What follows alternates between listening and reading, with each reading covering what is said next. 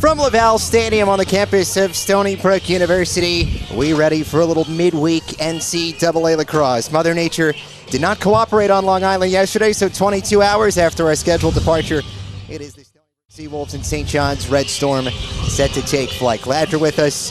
He's Tim Tuttle. I'm Johnny Wincott. We reached that halfway mark of the season already. Final non-conference game, 2-4 mark for Stony Brook. They will battle an 0-6 St. John's team, but coach, they've played some better lacrosse under the first-year head coach Justin Turry. Yeah, absolutely. And I think the 0-6 record is, kind of a little bit misnomer. You know what I mean? It's a young team. It's a new coaching staff, so it takes some time to get that chemistry going, which the Johnnies have played well, including a tough game against Jacksonville the other day. Always a bevy of storylines when these two teams get together. St. John's and Stony Brook, the Long Island rivals. Jonathan Huber scored the game-tying goal as time expired against Providence in that overtime loss on Saturday. Gets to face his former club in St. John's. Yeah, absolutely. And I'm sure Coach Turry would love to have Huber back after 95 goals last season, though. But he's a big fireman guy, just like Palinetti for the Seawolves. So look for him to get started hot today. Well, easy to key in on for St. John's. Brian Kelly, he's only a sophomore, continues to pour on the points. Already their leading scorer this season, 14 goals, 10 assists. Yeah, Coach Turry, very simple. He's a talented athlete. He's very special at what he does. He's got to be on the field, and he's got to play big for the Johnnies today. Last 6 in this series have gone to Stony Brook. The Seawolves look to stretch it to 7 in a row. Again, final non-conference game before the Seawolves turn the page in their new chapter in the Colonial. Stony Brook and St. John's, first face-off coming up next right here on Flow Sports. We welcome you back to Laval Stadium, getting you set for the Stony Brook Seawolves, St. John's Red Storm, a little midweek NCAA lacrosse again. Slated to be a 6 p.m. start yesterday. Mother Nature did not cooperate. Some wind, some snow, some sleet, some everything thrown in there. So it's a 4 p.m. start. Seawolves and Red Storm. Anthony Gallardi yet to lose against their crosstown rivals of sorts. In fact, his first game he coached with Stony Brook in overtime victory against St. John's back in 2020. It's a great, Stony Brook and St. John's, I think they'll keep this rivalry going for a while. It's great for Long Island. It's great for both teams, recruiting on Long Island, battling for talent. So it's a great job, and Coach Gallardi's done a great job since he's been here. Well, we noted Justin Turry now at the helm for the St. John's Red Storm after 16 years of Jason Miller. Trying to turn a page, not a lot of success for this program of late. They've lost 12 consecutive games, and again, they've started this season 0-6. A big factor there has been this spot, face-off circle. They are dead last in percentage so far this season. Yeah, I know. It's got to get better. It's an aspect of the game that's got to get better, though, but I think a new coaching staff comes in, Johnny, they want to make sure they get better all over the field. If you see right now, you have a long pole at the face-off X, that tells you where Coach Turry feels their face-off game is. Declan Mitchell still filling in for the injured Renz Conlon, misses his second consecutive game for Stony Brook. Battle drifted toward the near sideline, and emerging is the aforementioned sophomore Mitchell. Great job by Declan. So Stony Brook sets up in their office on the right side of Laval Stadium. We noted off that 10-9 overtime loss on Saturday. Showed some good resiliency though, coach, an 8-5 deficit they faced after 3. Tied it up 9-9. Jonathan Huber scored as time expired, but Providence would get the game winner about halfway through the overtime period. Yeah, I mean, again, it's speaking of Coach Gallardi, they got to find a way to win those games. You know what I mean? I think that's what takes the team to the next level. First shot is a good one, but it's kept out by Kyle Munson. He returns from a bit of an injury. Danny Seaman filled in admirably against the top 15 team in Jacksonville, and now St. John's an opportunity to provide the first tally as they move left in their red uniforms. Yeah, it's a great job by Munson. You want to start off hot and get the first one. Good job by him. Good here, both benches below us. Starting to get a sense of some of that momentum in a game that probably features a whole lot of familiarity, a lot of Long Island guys. On the Stony Brook roster, 57% of them are from Long Island. Yeah, I mean, listen, it's a Long Island game. If you're not doing anything and you're not here, I'm wondering where you are. Lacrosse, high school lacrosse season started this week, so maybe there was a practice, though, but I'm sure the crowd will fill in for this good one. Oh, but the weather we've been having, we don't blame you if you're at home watching this one on the couch. True. Here is Kelly grinding away far side, turning and shooting, and it ricochets wide. Jamison McLaughlin into service. Yeah, I think he got that. He got a piece of that one. Nobody has more saves per game than the sophomore from Syracuse, Jamison McLaughlin, nearly 12 per game. That in the Colonial Conference. Playing well. Reset of the shot clock for the Johnnies, down at 50. Another shot, this one goes wide, backed up by Brian Kelly in the red paint. Talked a lot about Brian Kelly in the opening for good reason, the sophomore from Red Hook. But he's got some good teammates around him as well up top. Caleb Zahowski Connor Kalmus. Those three have combined for 34 of the 52 tallies this season for St. John's. Here is Kelly. Those swirling winds continuing to pick up here, as they typically do on Long Island's North Shore. Kelly swims right. Kelly shooting. It's low, but it goes wide to the far side. Battle for the backup. And it will stay with St. John's. 23 seconds remaining on the possession clock. Yeah, Zuhalski and Kalis, both of those are guys are Riverhead guys, not too far away from Stony Brook University, playing with Kelly at the starting attack line. Both former captains over there at Riverhead High School. Big time drive. That one sails wide as well. No reset of the shot clock. Yep. Only 12 seconds to operate for Justin Turry's group, which also includes his younger brother, the defensive coordinator Kyle Turry. Both starred at Duke, national champions in 2010. Off the reset, gotta be quick. Timer at 5. It's still at X. Kalmus possessing. That's gonna do it. So a good opening defensive possession for Stony Brook. As St. John's tries to pelt the net a few times, they come up empty. Still looking for our first tally. Nearly 3 minutes into the first quarter. Yeah, Johnny. I mean, Coach Turry wanted to get something out of that possession. That's a long possession, right? They had 2 shot clocks turn over with them with no result. I'd like to sit here and say that that's a little bit of a moral victory, though. But with the way the Johnnies are playing, you want to get that first one, put the Seawolves on notice that it's going to be a long day. Dylan Palinetti was double teamed, but finds a teammate. Does it in the form of the veteran Pearson. He is triple teamed. That ball's loose. Palinetti finds it. Working through that Red Sea.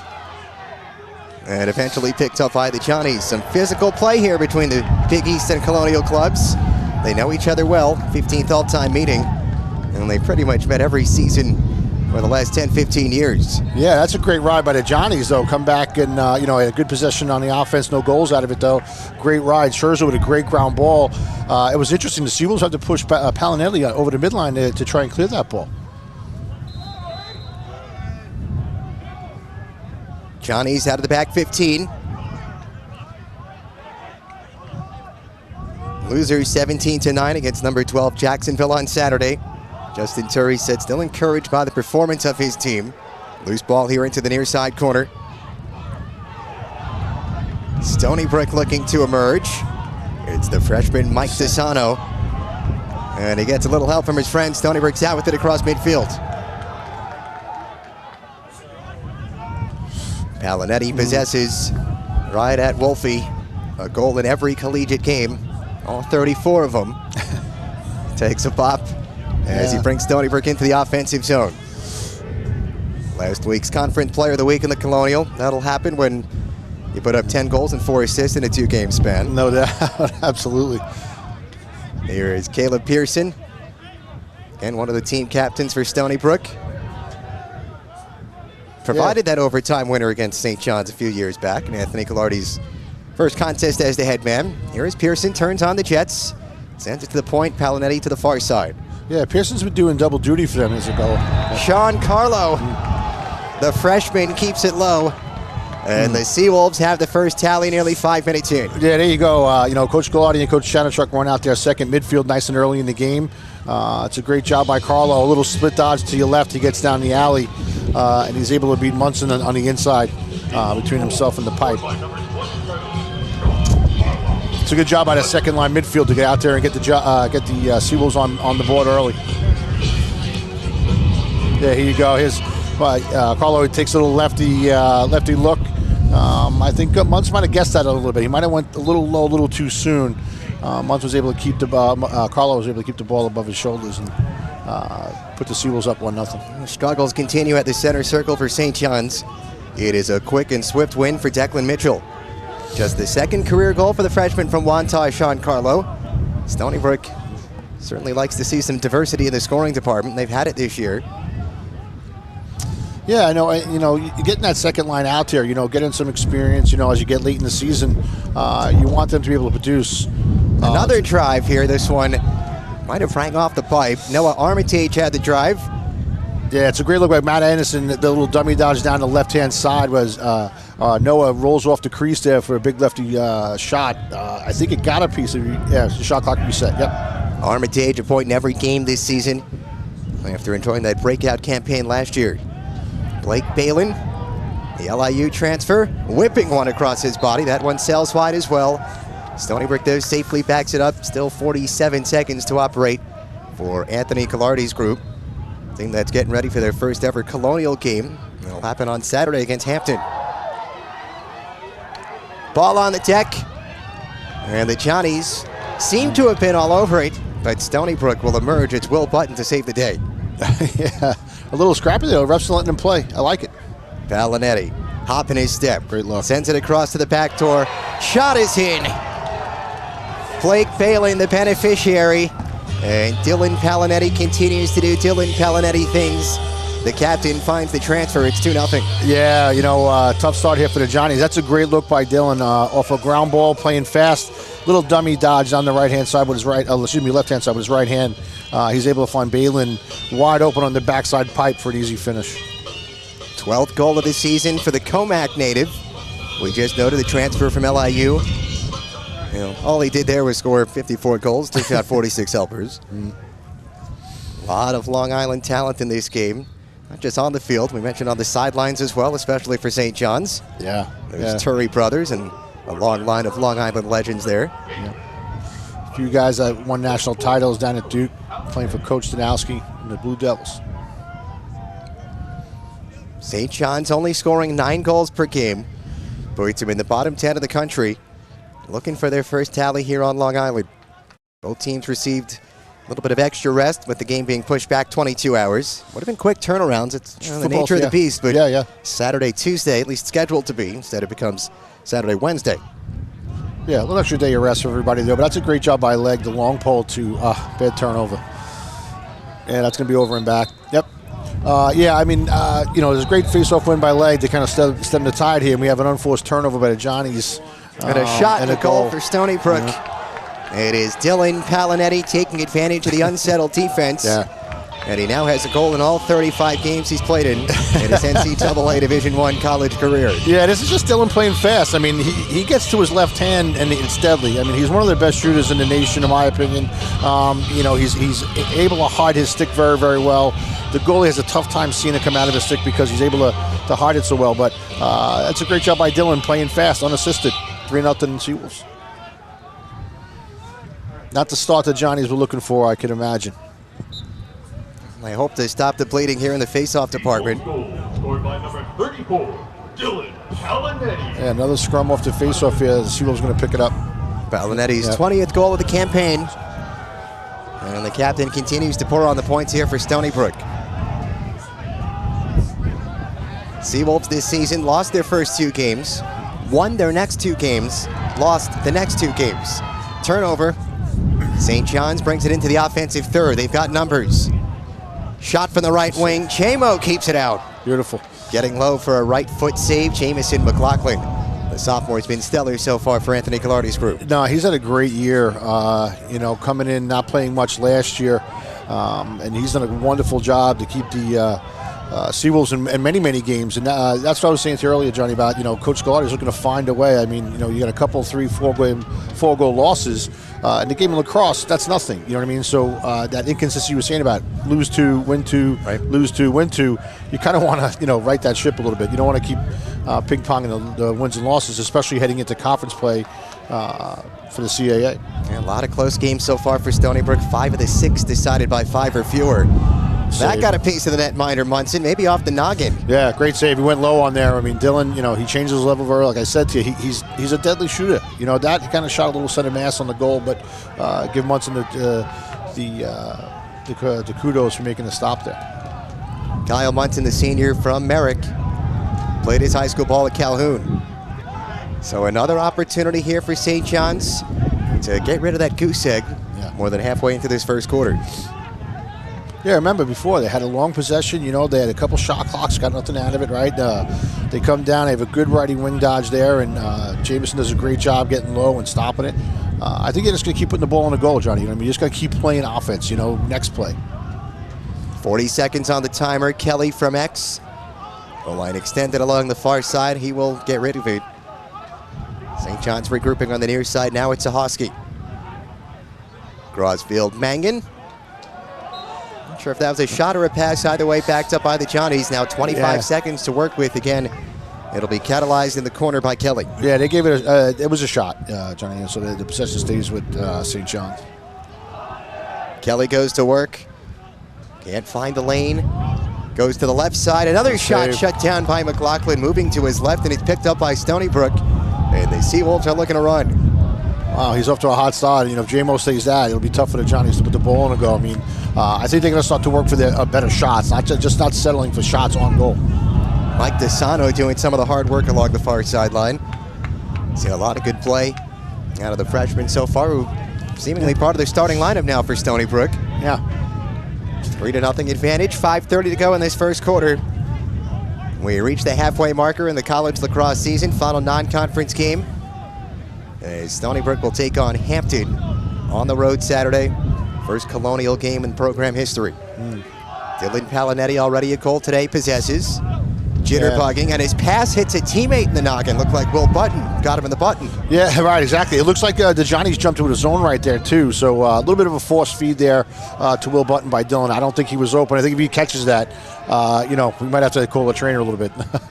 The Johnnies were collapsing pretty good on them. But, yeah, I think the adjustment Coach Chanachuk will make, hey, they jump into a zone, we have to be able to, you know, move the ball, work for the open spot, get the lanes going. This field does serve as a pitch, depending on what time of year it is. We've seen a couple headers already. Right. Johnny's again attacking left. In fact, Jonathan Huber had 5 goals for St. John's against Stony Brook in this matchup last year. Nearly 100 goals in his St. John's career.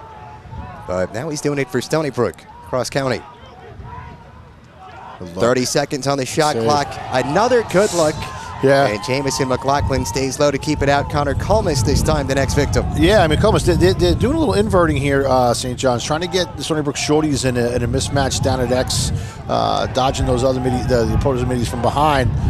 It's a good look. I mean, Culmus has got to finish that. That's, you know, a 12-yard step down, but give J-Mo credit for getting down and saving it.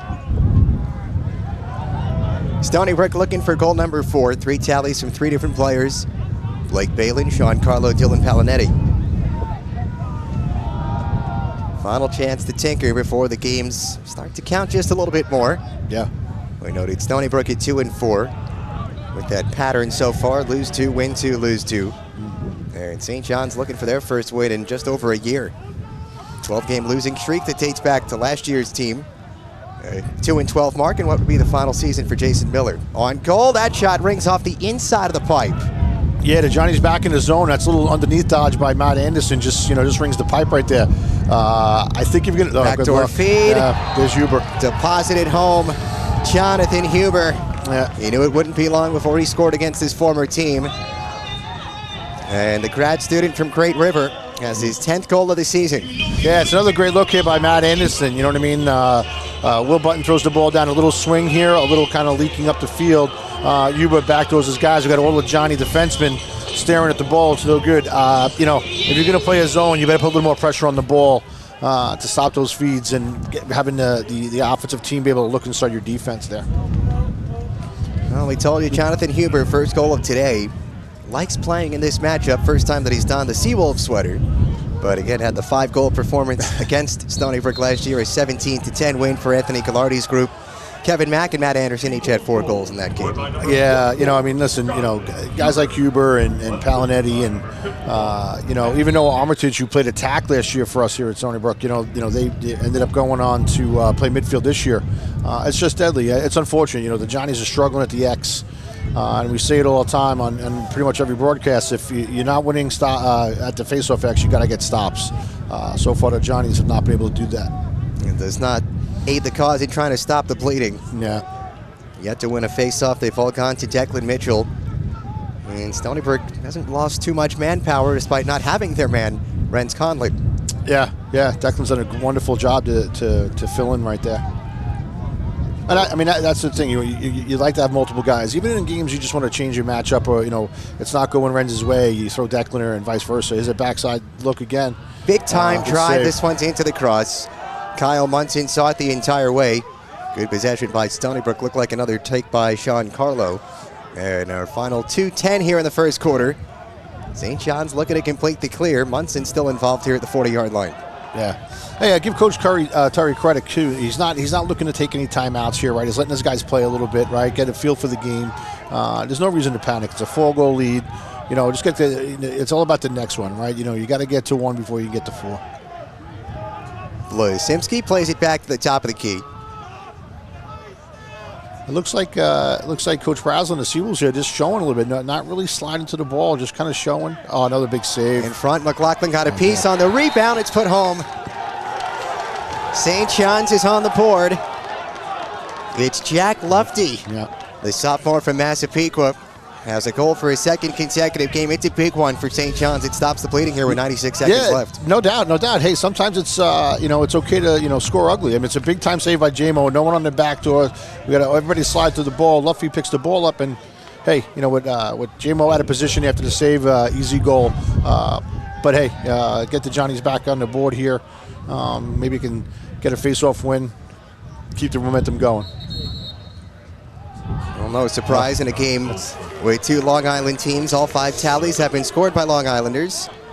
And more of the same for Stony Brook as they will take over on the violation. Final 90 seconds and an opportunity to stretch that lead back to 4. Yeah, and that's not good. That's the second violation for St. John's, and every violation after that will result in a 30-second foul. If you've been watching the Stony Brook offense this year, you don't want to put them man up.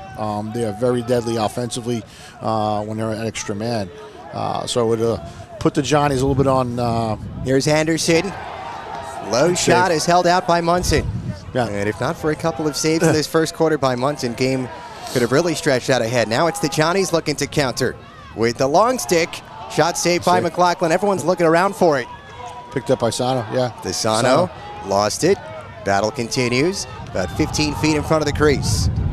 White and red jerseys. Pinballing around. And it's Dylan Palinetti who emerges. Stony Brook still with some time here. 30 seconds. Here's Huber.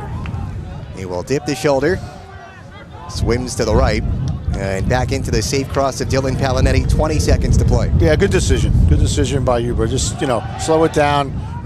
Get your offensive personnel on the field, and see if you can get one here before the first quarter ends. Here is Armitage. Surveys, sprinting, looking. That might have been a pass, but it got a piece of Munson. And St. John's happy to tick away at these final 3 seconds. A shot that almost forced McLaughlin into action. And at the end of 15, the Johnnies, after giving up the first 4 goals, it's a good finish for Justin Turry's group 4-1 score. Yeah, absolutely, and it's a momentum, right? You got, take the 1 goal, right? Let's build off of that. That's another good stop by them. Down on the other end here, Leg was able to knock the pass down. Didn't turn it because Huber was wide open on the backside. Look from Armitage. Second quarter action comes your way next. Stony Brook 4, St. John's 1, right here on Flow Sports. Getting you set for the start of quarter number 2 here at LaPalle Stadium. A 4-1 advantage for Stony Brook. Justin Turry in his first season at the helm, Long Island royalty. Went 66-3 in his time at West Islip. Won a national championship at Duke, a 9-year pro career in the PLL and in the NLL. Has his team playing some better lacrosse so far. Don't really judge them by that 0-6 mark. 3 times against top 15 teams, 3 games decided by 4 or fewer. Yeah, it's tough. You take over a new program. Obviously, culture change, right? Johnny's on the move and a goal. St. John's makes it back-to-back tallies after 4 consecutive from Stony Brook. And just 15 seconds into quarter number 2. It's a 2-goal game. Great job. That's Brian Kelly, right? Picks it up off the loose ball from the face-off, right? He gets underneath here from Mike Sabella. Big, strong right-handed. He's able to bury it low to JMO's right side there. You see JMO telling his guys, hey, we got to pick that guy up. You know what I mean? He's their best player. Great job there. Way to start the quarter. 44 points last year as a freshman for Kelly, school's program record. And it all came because the Johnnies won their first face-off. Yeah, absolutely. And they've won another one here. They are right into the offensive third in their road red uniforms, now attacking right here at LaPalle Stadium. Yeah, you want to scrap it out at the face-off X, right? If you're struggling, right, that's why the long pole leg is doing a great job for St. John's. You know what I meing? You want to keep the theory is you want to keep the ball on the ground long enough for your team to pick it up, right? Having the clean wins up. Well, we're going to push there? No push. I thought it was a loose ball push from body on bumping. The yeah, okay. Little whacking. Some Long Island lacrosse here. It's all unfolding just by the Red Storm bench, so the 30 referees in red all make the call, and they are correct this time. St. John's quick on the restart here is Kelly. He is defended by Sabella. Yeah, you know, and that theory of keeping the ball on the ground for your team to pick it up is pretty much for any ground ball, but it's so important at the face-off X. Wasimski. Caden Wasimski goes bar down. It is 3 in a row by St. John's. And a 1-goal game, just a minute 4 into quarter number 2. That's a beautiful left-handed rip here by Wasimski. He just, blows right past Morshausen here. Coach Brazel's screaming a little bit over there. He let Wasimski get to his left hand, and that's a high-to-high rip, opposite stick side for him. What a great shot. 3rd goal of the season, the sophomore from Dallas, who played only 10 games last year as a freshman. The hotbed of Dallas, the Dallas-Fort Worth area. The hotbed of lacrosse. From Jesuit Prep High School. Quick off the X this time. It's Stony Brook. And a quick response. Yep. It's Declan Mitchell. Yeah, that's what you want. I mean, Declan just does a great job of picking up. The Johnnies choose not to slide to him, right? They're going to let this face-off guy take a shot here. Leg is a little behind on him. They finally do pinch, and he's able to bury it in the lower corner. Good job by Mitchell.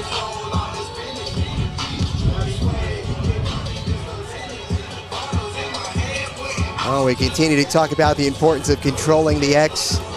Essentially, whoever's won the faceoff so far in the quarter has ended up scoring. Yeah. First 2 to St. John's. Next one to Stony Brook's Declan Mitchell.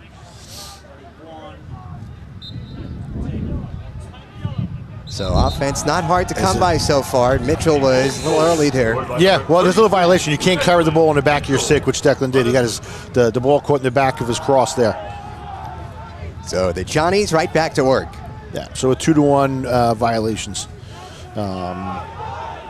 Hey, listen, can the Johnnies, make something out of us, right? Like you've got to make the other team pay, right? Whether they commit a foul or a violation or, make a mistake on their end of the field, you got to make them pay in a game like this, which, sort of looked like the Seawolves are going to maybe run away with a little bit, Johnny, and all of a sudden here we are. It's a 2-goal game.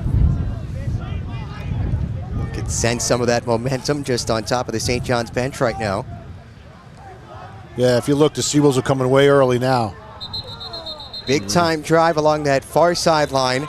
It was Brian Kelly. In the crease, yep. Another look here. Yeah. Wait, Kelly working on the freshman DeSano. A little tap there by DeSano, but they're saying he went in on his own. So that's in the crease by Brian Kelly, ball to the Seawolves. We have the benefit of replay, you know what I mean? It looked like a little tap from behind for me, but there's a great ride. Great job. And a turnover forced here by St. John's. Looked like Caleb Zahoski, the former captain of Riverhead High School, and a timeout taken by Anthony Gallardi. Yeah. Wow, that's a huge momentum swing, and the St. John's bench thrilled with that. That ball is still going to be for the Johnnies. That's a dead ball timeout by Coach Gallardi. We'll take the timeout with Stony Brook. 12:54 remaining second quarter. St. John's ball when we return on Flow Sports. A little regroup here for Anthony Gallardi's group. Started off a 4-0 padded lead in the first quarter. Looked like maybe a runaway for Stony Brook. But 3 out of the next 4 goals in this game have gone to Justin Turry's group. And we've got a 5-3 contest. Whole lot of lacrosse left to be played, especially here in this first half. Yeah, no doubt. I think the timeout by Coach Gallardi is to get their guys settled again, right? It's a tough turnover on the clear. The Johnnies are jumping into a 10-man ride. They're kind of hiding a little bit and doing a little bit late. It's a great job by them, forcing the turnover. J-Mo was able to, try to get it to Christian Loud on the other side. He's ended up throwing it out of bounds a little bit behind him, though, so it'll be the Johnny's ball to come out of this timeout. 8 goals in this game from 8 different goal scorers. Majority of them from Long Island, not all of them. Most recently from Caden Wasimski, the Dallas native. Yeah. Here is Duffy, fresh off the hat trick. That shot nearly went down. Got a piece of the cage, ricochets to the near sideline, and we will get that resetted shot clock to 1 minute. Yeah, I think J-Mo took that right off the face mask there, so we reset the shot clock. Another noggin ball. Back 15 to Husky. We talked about that big 3 of sorts, Husky, Culmus, and Kelly. They have totaled for the majority of the goals this season for the St. John's group. Again, still in search of win number 1. Kelly double-teamed, he lost it. And Stony Brook looked to take advantage. It's Ben Morshauser. Yeah, that was a great job. Ben Morshauser does a great job of jumping the pick there, right? We want to jump switch that. Although they don't switch, right? DeSanto stays on it, right? And a great back check to put the ball on the ground, and Ben Morshauser was able to pick it up. That's a great job on a double team there by the Seawolves. Stony Brook swiftly completes the clear. And again, another opportunity to double up the Johnnies here at a 5-3 advantage. A lot of offense in the first 3 minutes of this second quarter. Yeah, it's a game of runs, Johnny. You know what I mean? I mean, you know, each team's going to have theirs. It's how long can you make yours last? Paglinetti, feet to the front. Huber recovered. Shot off the bar. Yeah. That came from Armitage. Chaotic sequence. It continues with Anderson. Great ground ball. They did get the reset of the shot clock to 60 seconds. Now Stony Brook, cool, calm, collected. Yeah, well, Shannon Chuck and Coach Galati had their arms up. Stop signs. A lot easier up here in our sort of heated booth.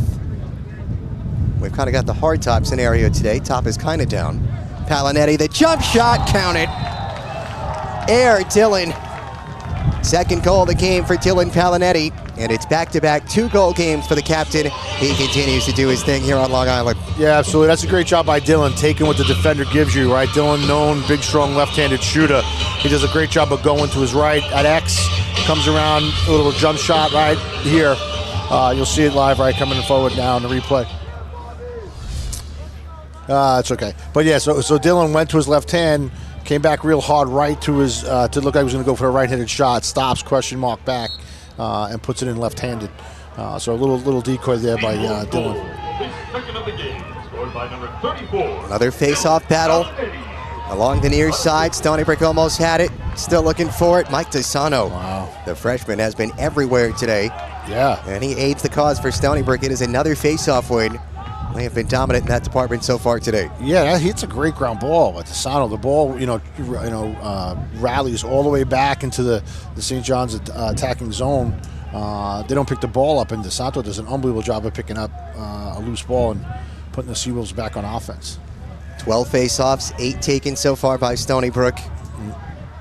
50 seconds to work with. Left side of LaValle Stadium. Blake Balin surveys his options. Quarterback spins. Sends it back to the point for the other transfer, Huber. See some of his former teammates has to get rid of it. Yeah, they got away with one right there. I mean, he was just about to pull the trigger. They're sloughing way down low on those dodges from X. Feet to the front. Low shot by Balin. It's a good look by Dylan. Went from bottom up there for Balin.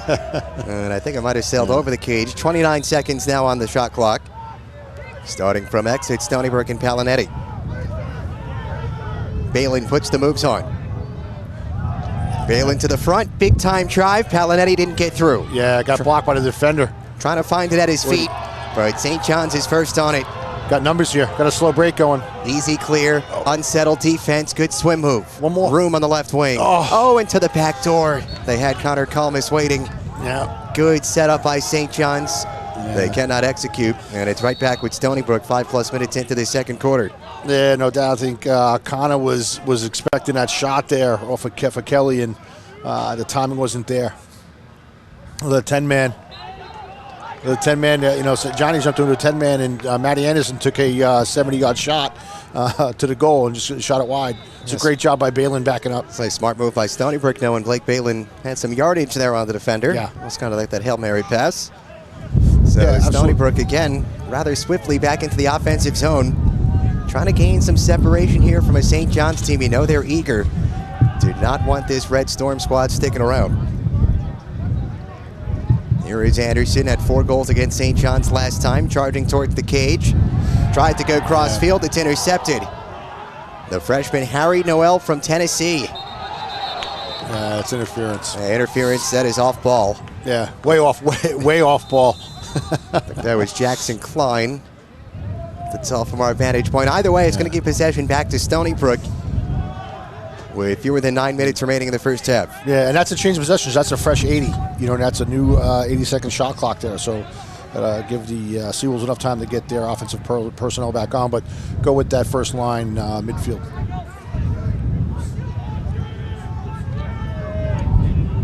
Matt Anderson tiptoeing 10 yards behind the cage. Stony Brook gets the rotation moving clockwise. Paglinetti back the other way. Shot is off the side of the net. Yeah.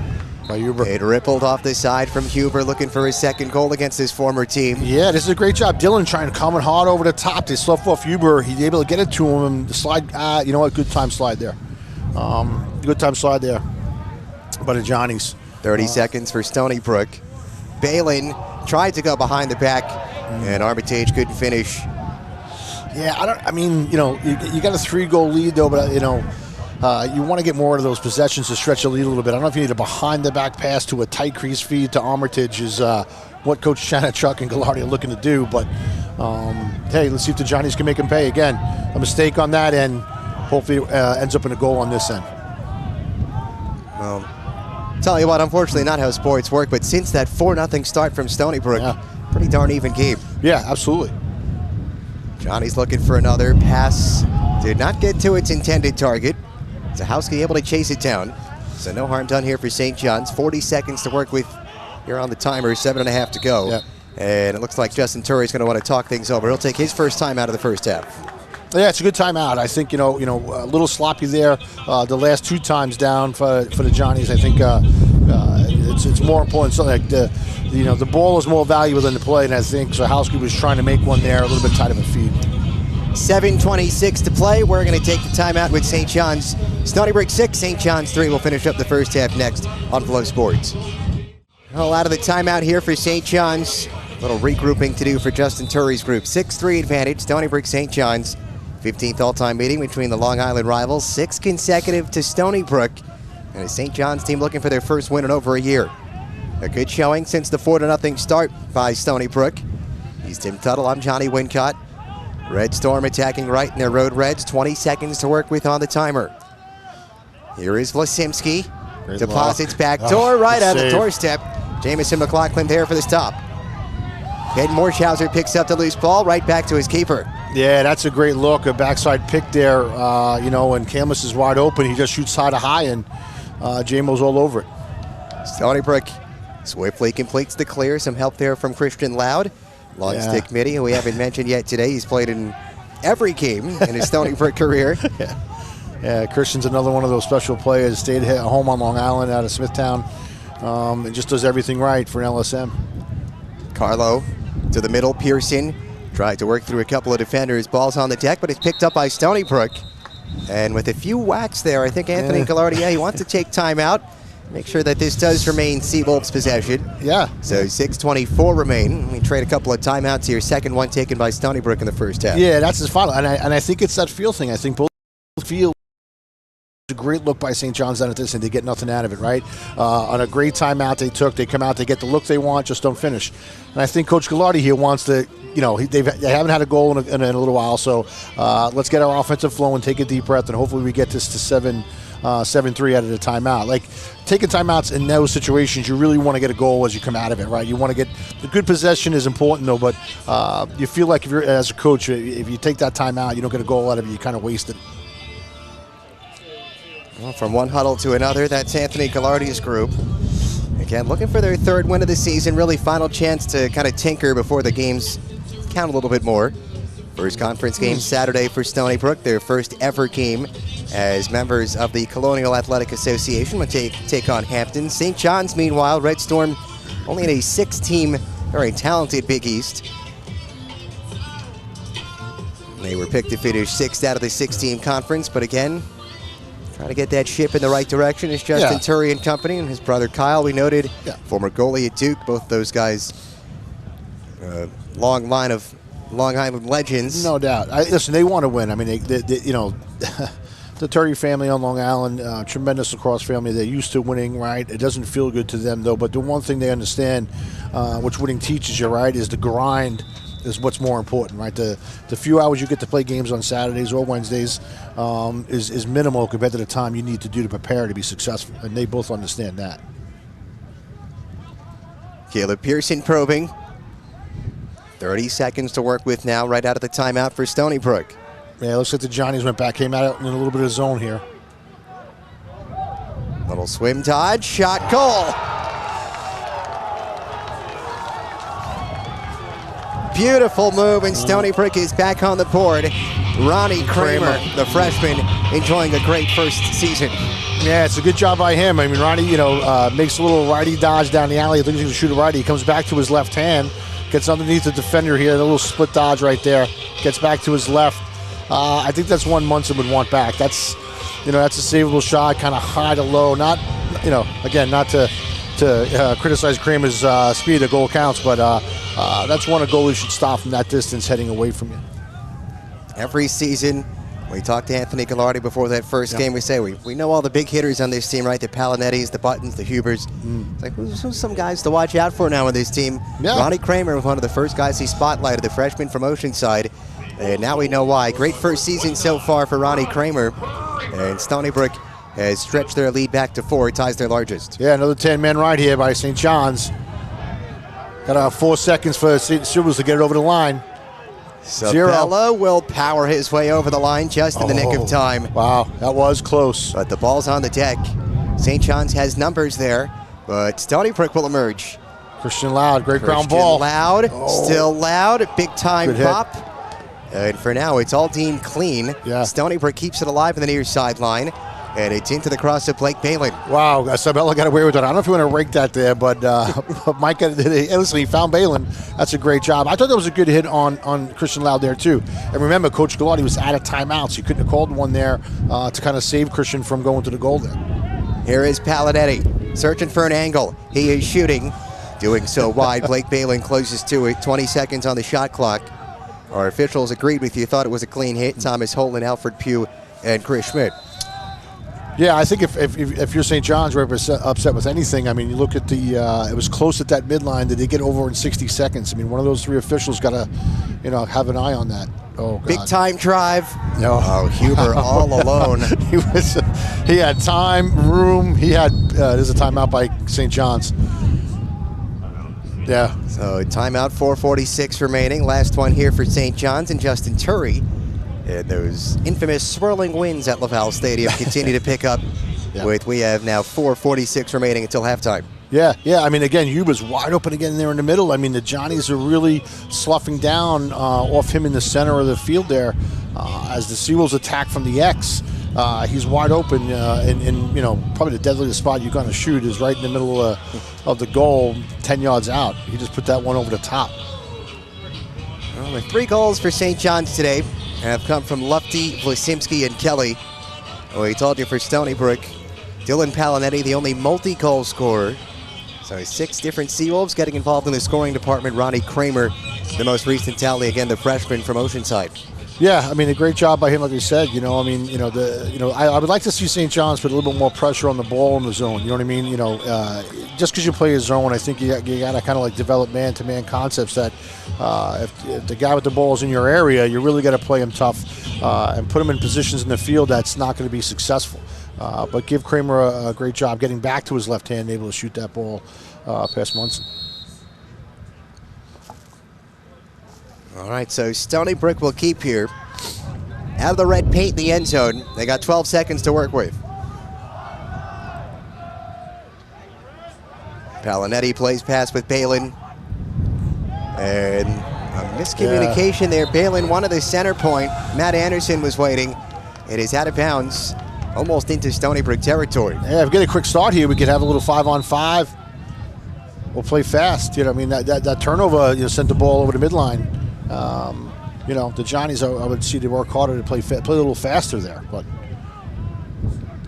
like I said earlier, sometimes the ball is more valuable than the play, right? 7-3 lead here. You want to try and close the gap before the half. Sean Duffy holding. Entering the offensive zone with a little bit of speed. Takes the circuitous route. Dishes off for Mangan. Now onto the far side, Vlasimski. He's shown already a dangerous shot from that area. Great feet to the front. The quick stick shot, no go. Ball still loose, picked up by the Johnnies, and another miss. 2 takes for Connor Kelmis. Yeah, I mean, a great sequence right there. I think the Seawolves are coming a little earlier now, right? The left Kelmis wide open on the crease. He hasn't finished there. A great scrap here. He picks it up again. Quick little low-to-low shot. It just ends up going wide. Another 10-man here. The same thing is pretty much what Stony Brook did last time. That Hail Mary feed, if it goes in, great. If it doesn't, we're probably going to back it up anyway. Yeah. You know what? And again, I don't know if they're intentionally, not hitting the goal. I mean, it's hard to hit the goal, right, even from that distance. So as long as you got that lead guy getting to the end line, Balin ahead of the defender, you're going to get the ball back every time. Caleb Pearson. Stony Brook gets that motor running. Now it's Palinetti. Searching for an angle. Palinetti shooting and scoring. Yeah. It is another hat trick for Dylan Palinetti, who has scored in all 35 games of his collegiate career. Largest lead for Stony Brook now at 5. Yeah, Churchill's got his hands full with Dylan getting to his left end. This big time dodge above the GLE. He's left-handed. He's on the trail here. You got to slide to Dylan's face. You got to make Dylan give the ball up. I mean, he's their best shooter. Arguably his best offensive player, and to let him kill you every time is no good. So you got to kind of pick your poison there, and maybe slide to him, let someone else beat you. Dylan Palinetti 3, St. John's 3. Yeah. Seawolves have had a little more help than that to aid the cause now in a 5-goal game. Yeah. And another important face-off win for Anthony Collardi's group. Chance to aid this cause here with 3 minutes to go. Yeah, and if you think back a little bit, Johnny, in the first half so far, like the Johnnies had chances, right? They had doorstep, opportunities to put the ball in a goal, whether McLaughlin saved it or he shot it wide, and that's progress for a young team. Obviously, again, another left-handed right down Broadway. This time it's Noah Armitage. He has his first of the contest and 10th of the season, and he is RSVPing yes to the party. 7 different goal scorers for Stony Brook. Yeah, again, give Armitage, give the Seawolves credit, and they're doing it. They're getting to their strong hands. They're getting to the middle of the field, and it's route down Broadway. It's hard to, it's hard to save those shots when they're right. You're shooting with a great look at the goal, and good job by Armitage putting it away. I think he got a little 3-quarter shot to low on Munson. Well, at least 1 point in every game. That streak continues for Noah Armitage. 7th game of the season for Stony Brook with a 2-4 mark. Johnny's quick off the draw here. Yeah. Looking to take advantage of an unsettled defense. Long stick shot. Bounces over the cage. They're going. Leg. No doubt. Leg was going for it. I mean, you saw Coach Turry. He was actually pointing to give it to him and let that ride there. I love it. I love that Coach Turry still wants to play aggressive lacrosse. They're staying in the 10-man. They're going to take their opportunities if they feel it's worth it offensively. Hey, you know what? Got to give him credit here. Leg, the grad student on his 3rd different school already. Started at Jacksonville, continued at Michigan. And looks like he'll finish it up at St. John's. 45 seconds to operate for the Red Storm. Here is Kelly, the always dangerous sophomore, 44 points last season, most as a freshman in the school's history. Yeah, coming early. Yep. Kelly sends it across the field. Drive did not get on goal. It got the Stony Brook defender square in the back. That was Christian Loud. And on a day like this, that's a stinger. Yeah, great job by Dylan coming up to the midline. Easy clear there against the 10-man. Palinetti, cool, calm, collected, escorting into the offensive 3rd. Pearson plays pass with Jonathan Huber. Back safely in the cross of Dylan Palinetti. 1:20 to go here in the first half. Stony Brook looking pretty with a 9-3 advantage. Yeah, they did a good job of weathering the storm by St. John's, and they were able to put a few in here to stretch the lead. So give kudos to them. Stony Brook team that only averages 11.5 goals per game. Yeah. Nearly at that mark here in the first 30 minutes. Stony Brook on the charge. It is a jump shot and a goal for Dylan Palinetti. That's going to count. That's going to count. Waiting on our officials. No call for Palinetti. Bobby, your style. I don't know. We got the luxury of replay here. Dylan does a great job. He gets underneath. He's in the air. That ball is in, and then he lands. That is a bad call by the officials. Sorry, boys. You know what I mean? That ball was in the goal before he landed in the crease, and that's the rule. So, hey, you know what? Give the officials 0 for 1. Give the Johnnies 1 for 1. St. John's manages to clear and they score. Fast. St. John's just gets over the midline in the nick of time, and they end up putting it into the twine. It is Lysimski, his second of the game, yeah, that's it. And it makes it 9-4.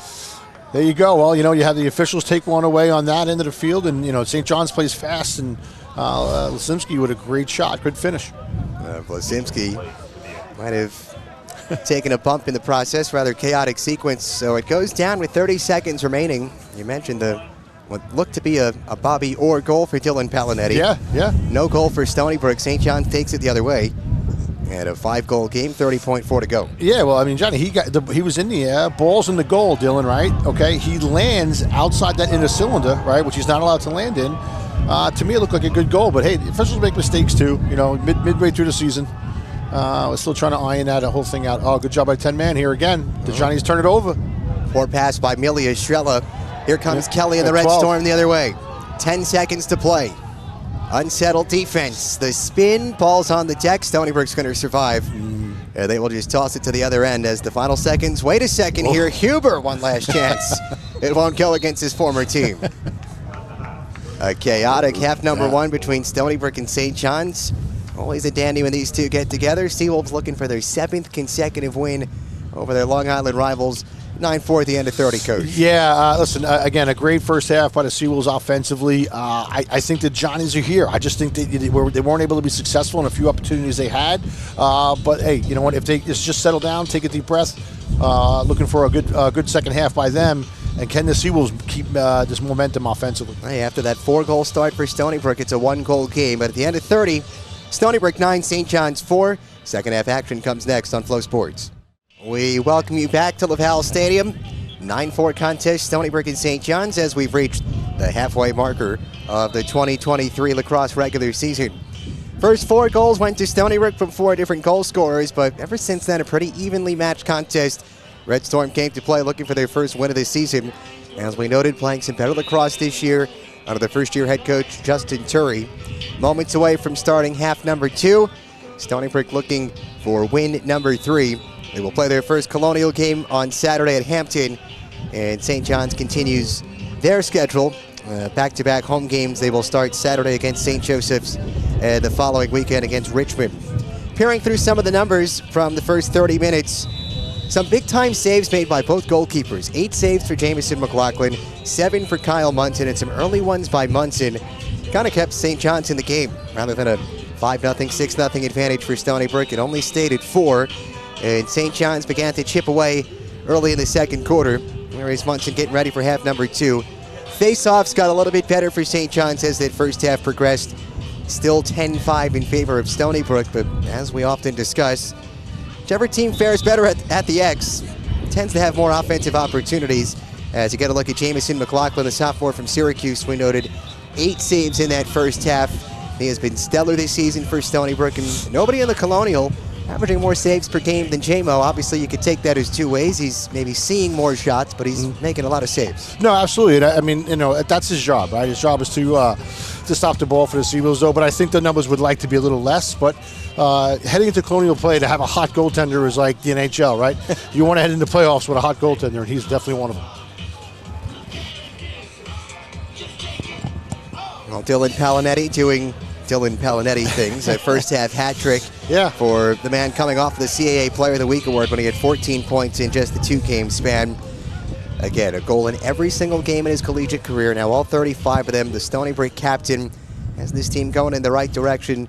You'd like a win no matter how you can get it. Yep. You'd like to go into the conference season fresh off a W in the standings. No, absolutely. And again, I think, the firepower that Dylan possesses, is tremendous. But remember, he's going to be treated a lot differently in conference play than we've seen him today. I think they're allowing the Johnny's unfortunately allowing him to get to his strong hand, including Noah Armitage, right? Those shots right down Broadway, that's not what you want a guy like that to shoot the ball. So the fact that he is red hot going into conference play, just like McLaughlin, is a good thing for the Seawolves. Listen, both teams had their fair share of chances in that first half. Shots, not on goal, but just shots in general. Only 26-21 in favor of Stony Brook. Obviously, the Seawolves did a bit of a better job of getting those shots on net and maybe in net. But a valiant effort again since that 4-0 start from Stony Brook. This is a 1-goal game, and 30 minutes to go in regulation. Gavin Legg looks like he will be the man to take the first face-off of half number 2. The Red Storm have cycled a couple different players in there. Yeah. Mostly Declan Mitchell for Stony Brook, he has filled in admirably, second consecutive game for the usually sure-handed Renz Conlon. Yeah. You know, you got to give Lake credit. Again, I go back to the shots real quick, Johnny. I think that's extremely important to understand, right? You know, St. John's had opportunities, right? Had they bury him, we are definitely in a different game here. I mean, look at the effort they are giving. That's late. Oh, they threw it. Okay. Well, Mitchell lost it after winning the faceoff, and it led to an opportunity for Bobby Seal. Not only an unsettled defense, I'm not sure McLaughlin was even quite in net Seal yet. lets it go right here, right? And then, you know, shoulder into the chest, a little late. I don't expect this to be any more than 1 minute. But you know, Desano did hit him after the shot was long gone. So, good call by the official. Again, our three officials Still today. talking. Thomas Holden, Alfred Pugh, Christopher Schmidt bearing all the elements today. Obviously, today is not what you would call an ideal weather day mid-March on the North Shore. Yeah. So we got an illegal body check for 1 minute here. This shot's away. I don't know. Little back and forth there.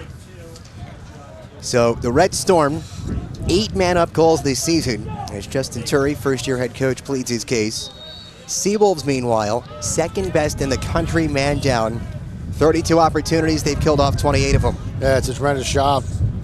The Red Storm got off to a quick start in the second quarter. Boy, they could use it here in quarter number 3, and the Road Reds attacking left. Straker, shot saved, McLaughlin. Yeah. An elevated shot, McLaughlin left his feet to make the save. And now Stony Brook trying to bleed some time away here. Sean Conk with a long stick. And the big body, it is lost at midfield, picked up by the Johnnies. Great job. And St. John's has done an unbelievable job today on the ride. Stony Brook trying to find its defensive form again. And the Red Storm back into their office on the left side of LaPaul Stadium in search of their 9th man-up goal of the season. More importantly, their 5th goal of today. It'd make it just a 4-goal game. Kelly situated on the near side, number 30, at about the 15-yard line. Here is Mangan. Big body sends it back where it came from. Oh, just miscue. Yeah, just a little miscue there. It looks like Duffy was trying to hit Zawalski and just went over. Here's another 10-man back at it. Over the top.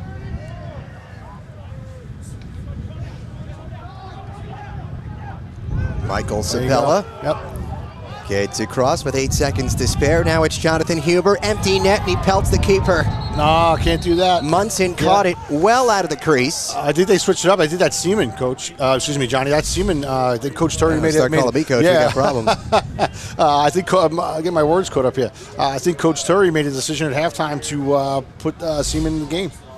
You are indeed correct, my friend. He's allowed to save it with his hand. You can put it down with your hand if it hits your hand, but you can't grab the ball and exchange it back to your cross.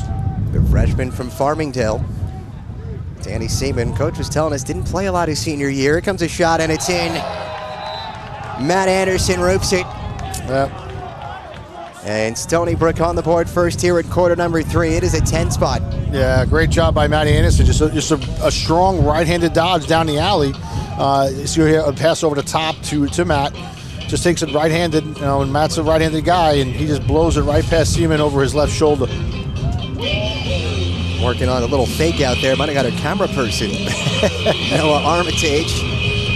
And if it gets the camera person, that's fine. If it gets the defense, it's even better. It's even better. That's right. That's right. So Matty Anderson has his first goal of the game. 10-4 Stony Brook. Back to that center circle. Mitchell had it.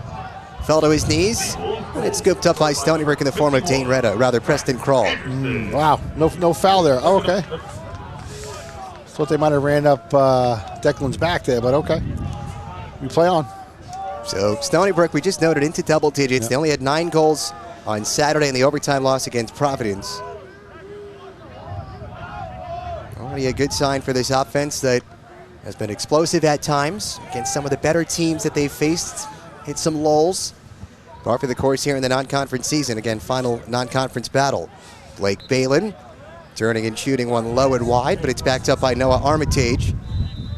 Plenty of time to work with for Stony Brook. 45 seconds for Anthony Gallardi's group. Here is Armitage being trailed and whacked. Over to the far side. It's continued behind the net at X. Yeah, good job by Schertzer there.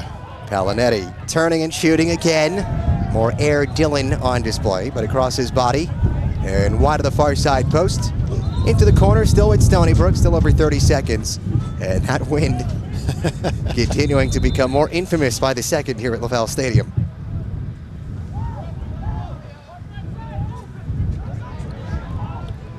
Anderson shooting, scoring. Top left corner, Matt Anderson. It is back-to-back goals for the veteran. He had 4 against St. John's last year.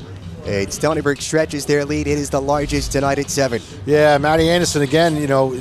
St. John's is letting him get it to his right hand. A little shorty-on-shorty matchup here. The slide's not a great angle. Seaman goes to his knees, gets in low, and Matty Anderson blew it high to high. Good shot.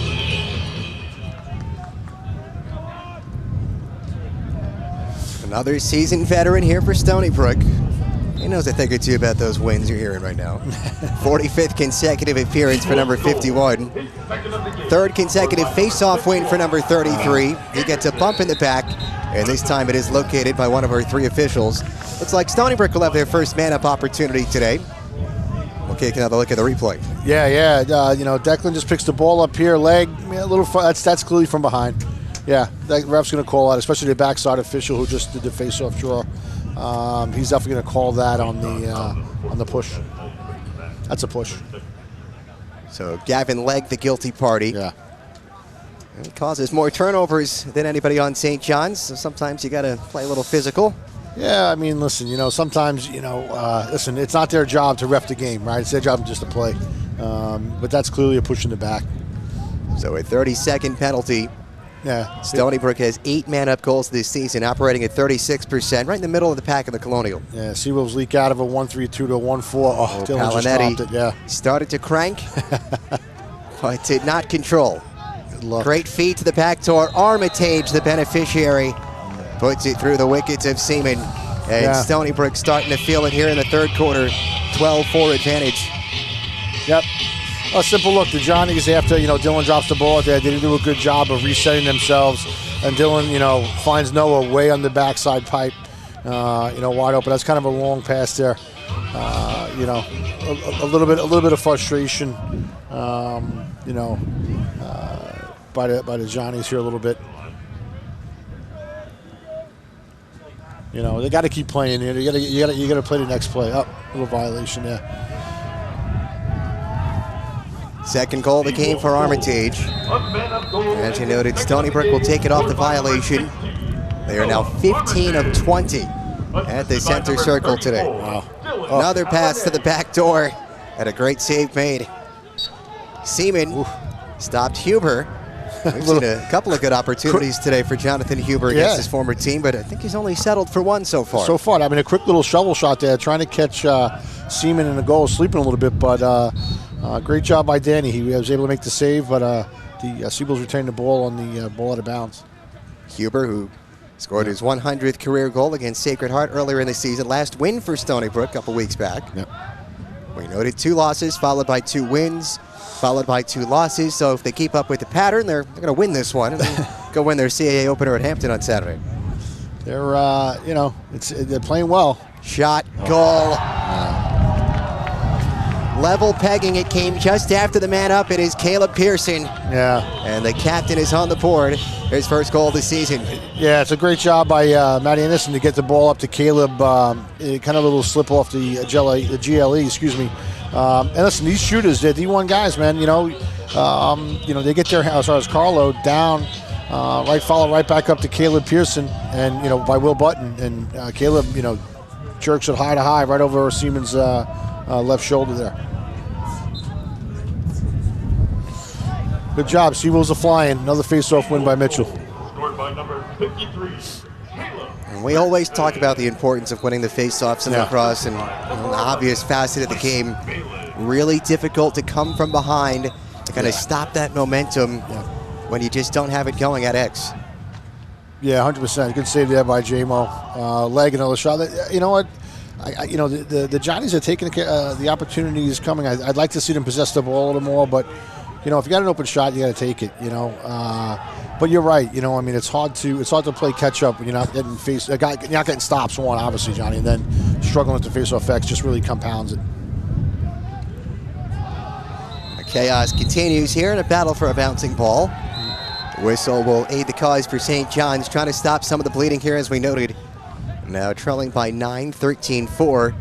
And a lot of offense here in the first 5 minutes of the third quarter for Stony Brook. Got a stick lane in there. Ref's going to The streaker is Mangan, and he scores. Right down, yeah. Luke Mangan down the left wing. And on a great feed, a quick stick shot. St. John's does exactly that. Stops some of that bleeding. Back to an 8-goal game. Let's peer at the tally. Good job of playing fast. Yeah, I mean, you know, a little caught up there. I think Conk got a little confused. You know, Magnan Nazarowski with a great finish. I did the defense there. I got a little unsettled who has who, and the Johnny's Berry one. That's great. Just, I mean, next play. You know, try to get the next face-off here and slowly chip away at this. Well, first goal of the game for Mangan. Zahoski picks up the apple, 5th consecutive game that he has dished out an assist. Another win for Declan Mitchell. Like the pass was affected, though. Yeah. Blake Balin trying to get on it. He does. Dealing with some of those middies. Dangerous feed. All the way to the near sideline. And that is last off of Stony Brook. And you can hear the St. John's bench, despite being down by 8. A lot of time left in this lacrosse game. And they are hoping to stick around. Yeah, I mean, I think Coach Galati is, you know, over at Balin and Mitchell, just moving their feet, right? You know, use your feet to create space. You get caught in those double teams. You gotta run away to space and try to make a clean exchange. And you know, Balin wasn't able to do it there.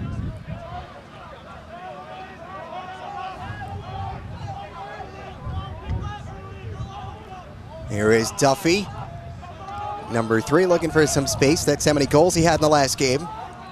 That 17-9 loss against Jacksonville.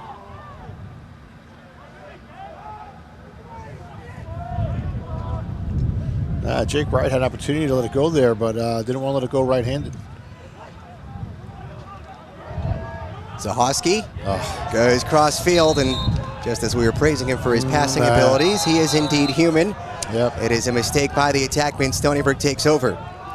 8:30 to play here in the third quarter. And a 13-5 advantage for SBU, looking for their first win since February the 26th. Empty net, shot towards goal, not there, and Stony Brook does back it up. It's the 3rd time it's happened today. Yeah. That shot came from the captain, Sabella. Yeah, absolutely. You know, and listen, it's the only opportunity St. John's has given the Seawolves, right? They're having a difficult time with this 10-man ride. I'm sure it'll be an emphasis in practice, and I'm sure this film will get out to the CAA. You know what I mean? You know, they're watching currently. The Seawolves are going to have to adjust to that. 2 goals for Matt Anderson. This time he deposits. Huber's pass goes past Palinetti, who wasn't looking, but it was in search of Balin. Yeah. So Stony Brook a little too quick. Yeah. And the turnover gives it back to the Johnnies. 8 minutes to go. And a goal would certainly prove worthy here for St. John's as they try and stick around with Stony Brook and chip away at the 8-goal deficit. Yeah, absolutely, John. Like I said earlier, you want to make the other teams pay when they make unforced errors. 8 straight losing seasons now for the St. John's lacrosse program. Told you, have not won a game since March of last season. And it is 30 consecutive Big East losses. Shot from deep territory, sails over the cage. Backed up by St. John's, still 55 seconds to work with. Got to go back to the 2016 season, last time they won a conference game. Kelly surveys. Decides on Mangan. Fresh off the bench, Sean Duffy, center point.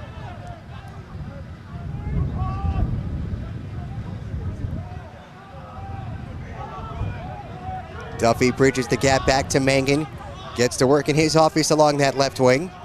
Defended well by the freshman DeSano. Yeah, the Seawolves doing a great job of coming early and stopping those dodges, right? They're sliding to their face. They're forcing the Johnnies to give the ball up on a jump switch. There you go. 15 seconds now on the timer, but it's going to be a turnover here. Jamison McLaughlin will pick up that ball in the back 15. And Stony Brook, again, cool, calm, and collected. Time, and more importantly, the score on their side here past the halfway marker, third quarter. Here they're going to force Kong to make a decision here. He's going to shoot it.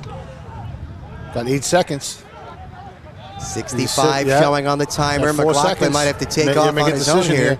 McLaughlin toward the empty cage. Okay. Oh, and just in the nick of time, Seaman is back.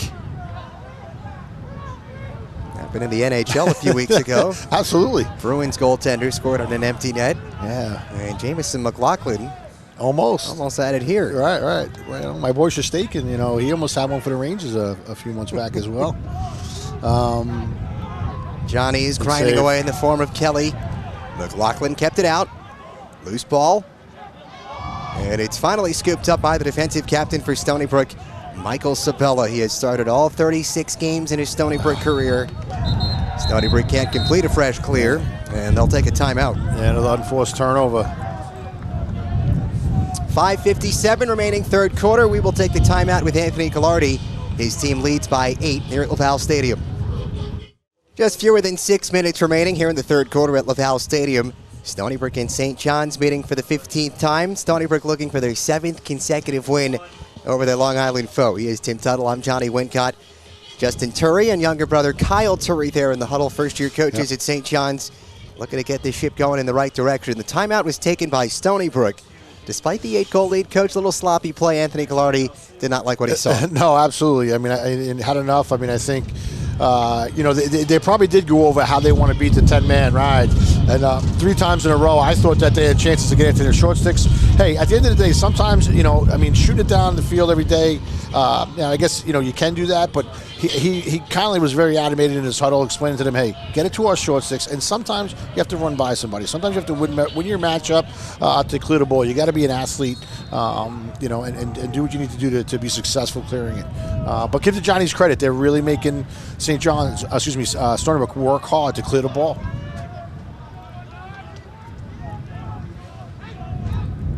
Johnny's in search of their first win of the season. Justin Turry searching for his first win as the head man. Good ball movement, but Jamison McLaughlin stays low. It is another critical save by the sophomore from Syracuse. Wow, I mean, when the Johnnies have had their opportunities, I mean, he's done an unbelievable job, McLaughlin, on shutting the door. Great job by him. David Milia-Estrella, another captain, does some of the dirty work through the neutral zone. Now it's Dylan Palinetti, and safely into the offensive zone with the former Red Storm, Jonathan Hubert. One of 13 in St. John's history to have over 100 points. Great handle. Nifty. Split that Red Sea. Yeah, absolutely. Great handle. Half the shot clock gone by. 45 seconds for Anthony Collardi's group. Got numbers here by the Seawolves. They can find Armitage here. One more. Armitage, one more. Huber lets it fly. And he's got his second against his former team, far down. Jonathan Huber, it's a rocket. Yeah, just tic-tac-toe at that point. I mean, there was a poor substitution by St. John's, getting him off the field through the midline, and it was just tic-tac-toe, right? Started with Christian Loud, Armitage, over to Matty Anderson over to Armitage, and then Huber does what he does best. He's another big lefty shooter like Dylan, and he's able to bury it. 6 straight games with a goal for Huber. Had probably the most important goal maybe of the season, even though it came in a loss on Saturday when he scored the game-tying goal against Providence as time expired. Yeah. So here's the Seawolves. They got the ball underneath, right? Got to find that extra midi, and there he is coming out of the box. Carlo had it popped out of his cross. The battle's on. Great job by St. John's. They were able to squeeze it out of it. Johnny's countering. On the doorstep, shot won't go again. I think McLaughlin got a piece of it. Wow. Just judging by his reaction there, I don't know if he was amped at a save or upset at a lack of defense. Right. But either way, it's no goal for St. John's. They restart 60 seconds, and they trail by 9, 14-5. Yeah, I mean, just a little snake bitten. Like I said, we can't take anything away from McLaughlin. He's played unbelievable today to shut the door on the Johnnies when they've had opportunities, though. But that's a one-on-one look. You got to finish there, John. Sean Duffy fires wide of the cage. Still 38 seconds showing on the possession clock. Now Justin Turry's group in search of goal number 6. Talk about the St. John's program playing better lacrosse than they have of late. Well, what better way to maybe tap into that hotbed of Long Island lacrosse by having a Long Island legend lead your team. Yeah, no doubt, and it's going to get better. Justin and Kyle are going to do a great job along with the rest of the staff. Bring some really good talent to St. John's. Kelly across the way, Vlasimski. It is a hat trick for the sophomore. He's played well. And this time Brian Kelly, the distributor. Caden Vlasimski. Yeah, this is a big time over the top. He threw it over the entire defense, and Caleb's on the backside here with a big righty rip. Little split here by Kelly. Throws way over the top through the defense, on top of the defense, I should say. And there's a bullet to the back of the net.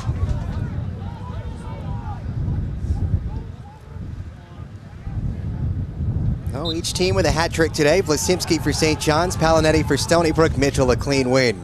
Shovel pass over to Palinetti, and Stony Brook right back to work on the right end of LaValle Stadium. Yeah, you know what? I don't know if I was able to see on film, though, Johnny, but St. John's is actually starting in a 10-man. Seaman is out on the face there. Seaman is out of the goal.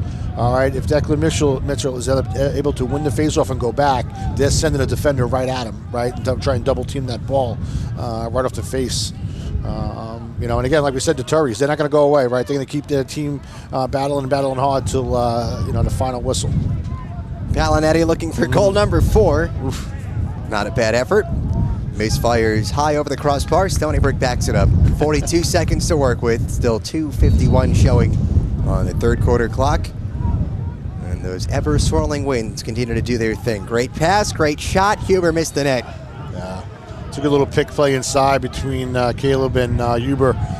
Will Button does a great job of finding Huber coming over the top there off the crease, and he just missed. Couple feet away from a hat trick against his former team. Yeah. Now it's Palinetti's turn. Feet to the front, did not get to the intended target. He wanted Blake Balin, but a violation on St. John's, and it's going to go right back to Stony Brook. Yeah, the defender picks the ball up. He's able to, McCarthy, he picks it up outside the crease, runs through it, and comes back out. You can't do that. That's called in and out, and it's a turnover, unfortunate turnover.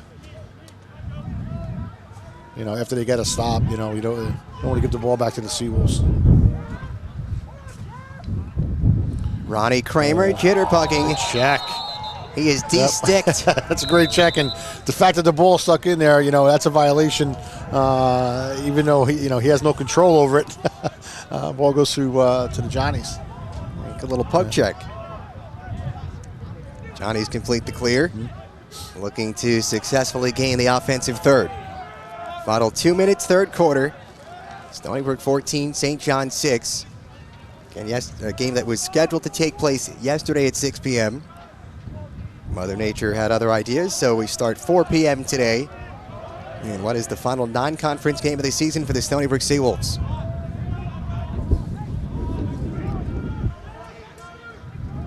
Zahosky one-on-one against Ben Morshauser. Near side to far, number 31 sticks on him. They send it back to the head of the key.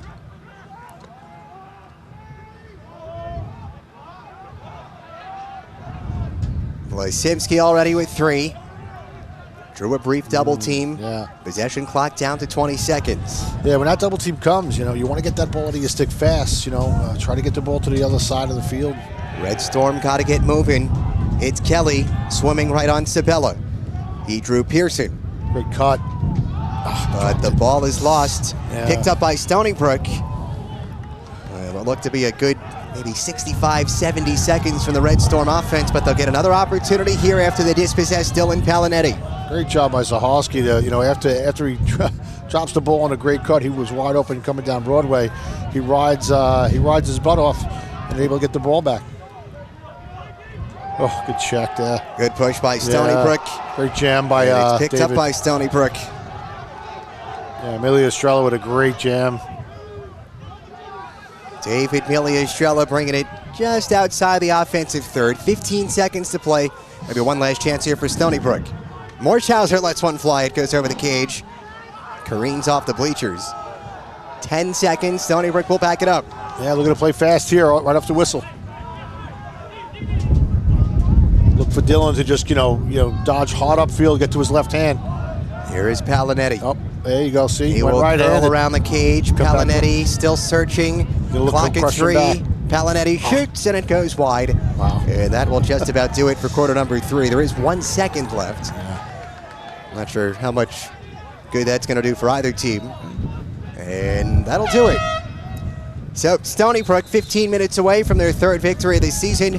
They will take a 14-6 lead into the 4th quarter. 15 minutes, 4th quarter starts next right here on Flow Sports. Anthony Gallardi cozying up to our 3-man officiating crew here. Good idea, 3 quarters deep. Hoping his team doesn't need it. 15 minutes on the clock here for the start of quarter number 4. Stony Brook, a commanding 14-6 lead over St. John's here at LaValle Stadium. Glad you're with us. Final non-conference game of the season and the halfway marker. He's Tim Tuttle. I'm Johnny Wincott. And Stony Brook well on their way to finishing that non-conference season with a 3-4 record. Yeah, it's the next game. This is not done yet. Obviously, with 15 to go, but Coach Gallardi's a little happier, and that's when you get to talk to the officials when you're a little happier. All right, if this was a 13-14 game, I don't think they'd be cozying up to him though. But you get to relax a little bit. Maybe play some different faces. I don't think Coach Gallardi will totally sub yet, but maybe get some of those guys who go out and grind in fear every day in practice, give them an opportunity to play. Dylan Palinetti, I think he'd be considered one of those players you're talking about, but has it bopped out of his cross. Oh, but and he is right back on it. Yeah, I mean, that's what makes a complete attackman. It's okay to score goals and do your job, and that's what you're supposed to do, but the little intangibles of riding hard, working hard, assisting the ball when you're supposed to, a little tough feed there by him, but Dylan's a special player. The resiliency from the offensive captain, number 34, kind of a microcosm of what we saw from Stony Brook on Saturday. Team trailed 8-5 after 3 quarters. And on the road in Providence, forced a 9-9 tie for overtime. Mangan cranks and fires. It's shut down by McLaughlin, and he's able to find it. Stony Brook wants to move. Here's Loud. Off to his right, Palinetti. 2-on-1. Shot in a goal. It's Jonathan Huber. It is a hat trick for the former Johnny. Yeah, gets his 3rd. And maybe his easiest tally out of the 3. Definitely. Very much an unsettled defense, a counterattack for Stony Brook, if you will. Yeah, really the only defender was the goaltender. Correct. I mean, I think, listen, Johnny's played fast. McLaughlin makes a great save, a great pitch out to Christian Loud, who gets it to Dylan. Dylan to Huber, and he's an easy tally right there. Well, we told you he had 5 goals in this game last year, but did it on the other team. Yeah. Well, maybe that's the goal, right? He wants to maybe put 5 and 5, and you can say I had 10 goals in the Stony Brook St. John's game, and games. Well, which one? Well, I played for both teams, so. I'll tell you what, over recent history, nobody has more goals in this series than Jonathan Huber. That's right. Red Storm, great feed, backdoor, and I think that was a shot attempt by Colmus. Yeah. Has not found the score sheet yet today, but does enter the game best shot percentage on the team, so I think that might have been affected by a defender.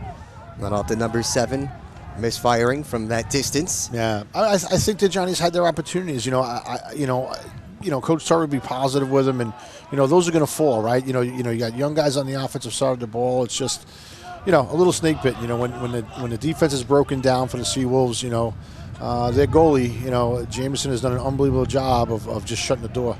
It's like, here's a free step down here. Mangan, big time drive. He lost his stick. He gave it everything, including his stick.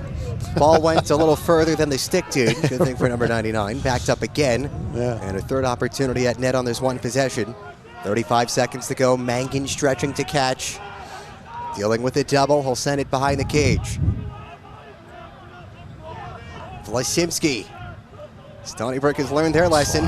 They don't want number 19 shooting. And here comes the freshman Mike DeSano. Wheels out to the right to find some reinforcements. There's Dylan Palinetti for Ben Morschauser. Number 31 thinking about it. Shooting. Great save by Seaman. He wants to start the counter. Back and forth we go here at LaValle Stadium. A 2-on-2 develops into a 5-on-5, and some more here for St. John's. Long stick. No go. Long stick on long stick crime here.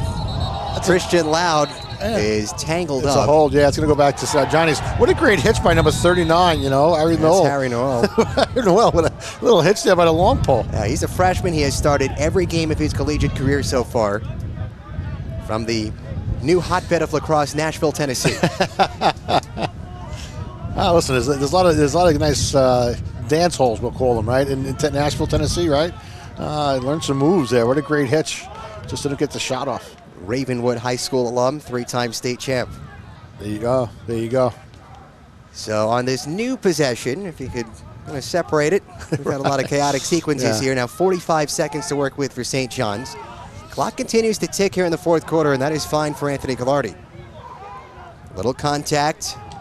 Play continues. That was Brian Kelly who drew the brief double team. Back with Kelly, or is it? Pass sailed over his head. Not a good one from Dan Coben. Oh, great job by Dylan. Lifts the stick, gets the ball. 3-on-1 Stony Brook. Oh, big save. A save by Seaman. Nobody around, and Jonathan Huber is shut down by the freshman. Great save. Jonathan with a little bit of high-to-high, and Seaman did not bite on it. So those two were not teammates at St. John's. Huber gone by the time that Seaman arrived. Of course, both Long Islanders. And another chance here for St. John's. All of a sudden, there's 4+ minutes gone by in this fourth quarter, and it's still a 15-6 game. Here is Vlasimski. He has been impressive today for St. John's. A rocket shot from number 19. Slide. Kalmus. More good work by the defense. That was Sabella. Yeah. And St. John's has to work it back 20 yards out. Here is Kelly. Jitterbugging right. Deposits left for a teammate. That is Jake Wright, number 17. Seeing some of his first action. And a poor pass by Kelly. Nobody there on the finishing end. Yeah. Turnover on St. John's. And Stony Brook 10 minutes away from their third win of the season. And they've moved to 3-1 at home. All 3 wins, of course, would be here at Laval Stadium. And an opportunity to pick up their first road win in their first Colonial contest. That'll be Saturday at Hampton. A 12 p.m. start. You can catch it right here on Flow Sports. Yeah, a little bit of tough feed there. Huber up. Huber was going to have a late hit. Balin is going to take 2 here. You had a little bit of a kind of a show of a 10-man by the Johnnies. Able to get the ball to Huber. Huber tries to feed Christian Loud in the crease, turns the ball over, and it ends up in 2 flags on the floor. You wonder if Balin might take a second penalty there for saying something to the official. We'll find out in a few moments. He's definitely going to take one for the push. Meanwhile, Red Storm working again. Right end of Laval Stadium. They've had the ball for a good amount of time here in the fourth. Hasn't paid off yet. Kelly being whacked at by the long stick of Sean Kunk.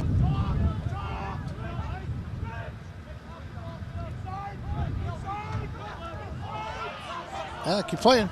Here is Lufty. Oh, tough feed. Looking to the crease, and that is backed up. Well, we'll wait for the penalty calls first. Blake Balin, we know, is the guilty party. We don't know exactly what the calls will be.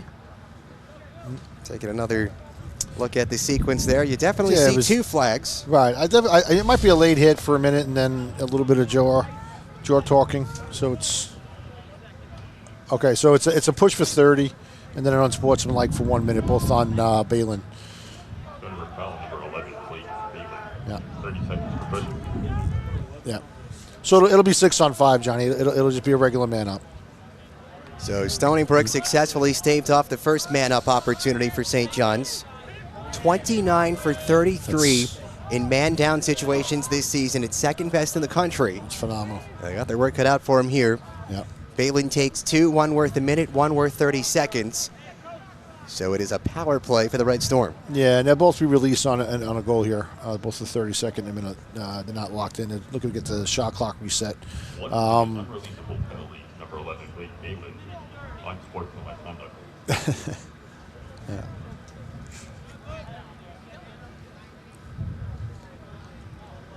St. John's kind of a middle-of-the-pack team in the Big East in terms of man-up opportunities this season, man-up goals. 8 of them on 27 attempts. And yeah, time is fleeting here on the Johnnies. They trail by 9, fewer than 9 minutes remaining. But any hope at a big-time comeback here late in the game, it's going to start here on this long man up. Yeah. And you really just want, like run your man up here, work for the best shot, not the first shot. Look, Mangan that's waiting, shooting, and scoring. Luke Mangan does it again. It is his 3rd man-up goal of the season. And just like that, back to an 8-goal game. Yeah.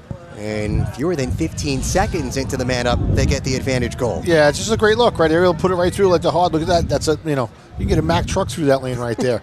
Oh, my God. And Christian Loud kind of in no man's land there a little bit, though. That's not, that's not like him. But is able to finish. Great shot by Mangan. Non-releasable penalty. Oh, it was non-releasable. Okay. So the unsportsmanlike was non-releasable. The 30-second foul was released. Okay. Placing a little bit more importance on this face-off here. Yeah, no doubt. Mitchell was on it. Grapple continues. The Johnnies emerge. And they are right back into the offensive zone. Pull it out here. You still got man up. You got to play man up. Offense set up. Shot toward net. Won't go. It was blocked away. Sean Conk winds up with it. Yeah. And what could be a spoiled opportunity for St. John's, although, Coach, still 50 seconds remaining on the advantage. They'll have to get the ball back. Yeah. 10 seconds to complete the clear for Stony Brook. They're awfully close. Here's Millie Estrella. It's time. I mean, David's just got to do his job. He's very athletic. Played football here as well at Stony Brook. He's Great used job. to swimming around on this pitch. Absolutely been here for a while. I mean, again, I wouldn't want to see Coach Turry take a time out there to slow things down, but maybe work our. I don't know if that was the best shot we could take. Obviously, Conk did a great job of getting the stick in the lane and just kind of like, stealing the ball on the shot by the Johnnies. But we got to play on.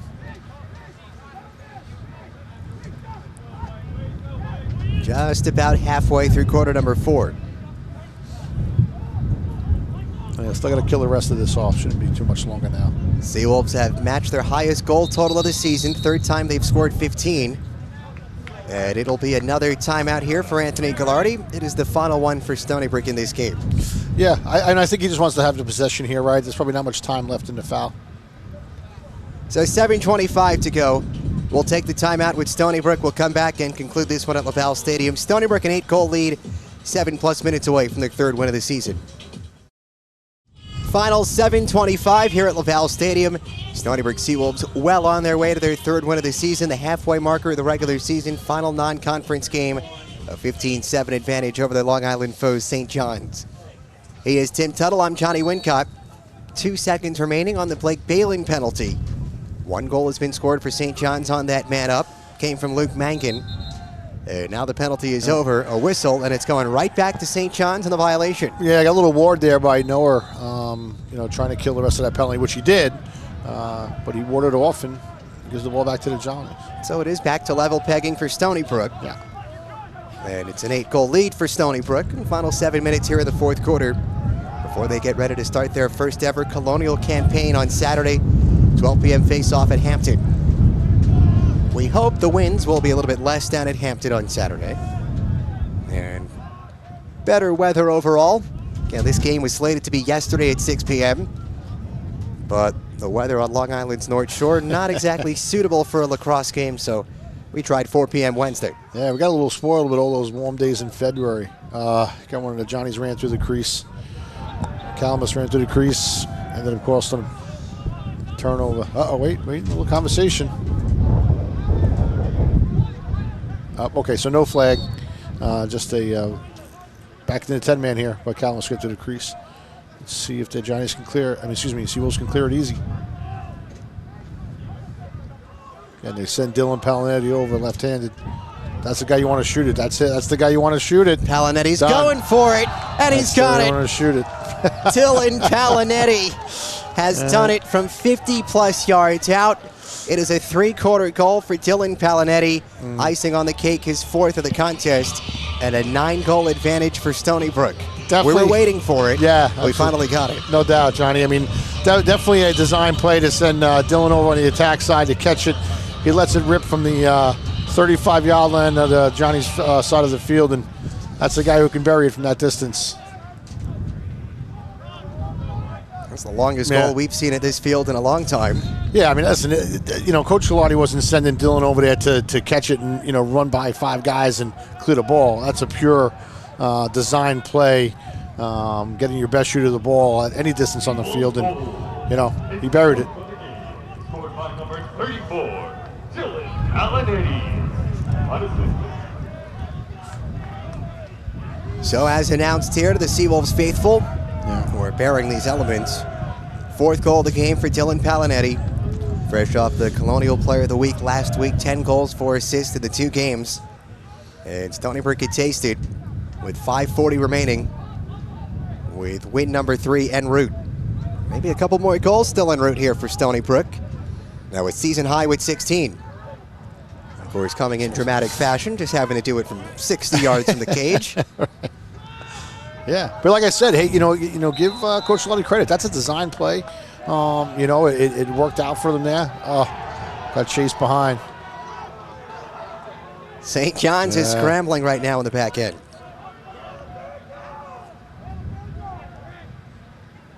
Job by Caleb, slowing that down on the backside there on the clear.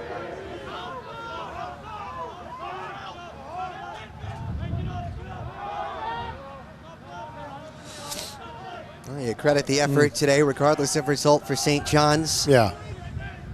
We told you at the top of the broadcast, tough to judge them by the 0-6 mark, especially based on some of the seasons they've had prior. Some really good efforts early on in the season. Almost every game last year, double-digit deficits, especially against the ranked opponents. Played Delaware to a 7-goal game earlier this season. Shot from the near side wing goes wide of the far side post. They'll be backed up by the Johnnies. 30 seconds to go on the shot clock. We noted 3 top 15 opponents already. And the other 3 games, each one decided by 4 goals or fewer. Mangan, a couple goals. Sends it to X. Yeah, I mean, I think the philosophy, especially for St. John's, being new coaching staff and early, you're either winning or you're growing, right? And people say learning though, but I think you grow from losses. You do learn obviously from them as well, though. But I think it's a violation there. Great job by the Seawolves defensively. But so if you can get you learn from when you win too, right? Oh, great ground ball by who's that? Ben Morshizer, great ground ball. And again, I think the Johnnies will benefit from playing that tough schedule, as will the Seawolves. They played a tough schedule this year as well. Stony Brook sniffing blood still. Looking for a double-digit advantage. The 16 goals already, a season high for Stony Brook. A quarter of them have come from Dylan Palinetti. Yeah, we're going to get a little goalie change here by the Seawolves too. McLaughlin did a great job today. Noah Armitage along the left distributes the shot. It's a goal right between the wickets. Matt Anderson joins the hat trick party. Yeah. 3rd Seawolf with at least 3 goals today and a 10-goal cushion. Stony Brook 3 minutes away from their 3rd win of the season. Yeah, I mean, it's a lacrosse play, right? I don't think Coach Galati's, rubbing it in, or, I think, you still make lacrosse plays, and do what you need to do. And, great luck by Noah to Matt Anderson, and just able to bury it.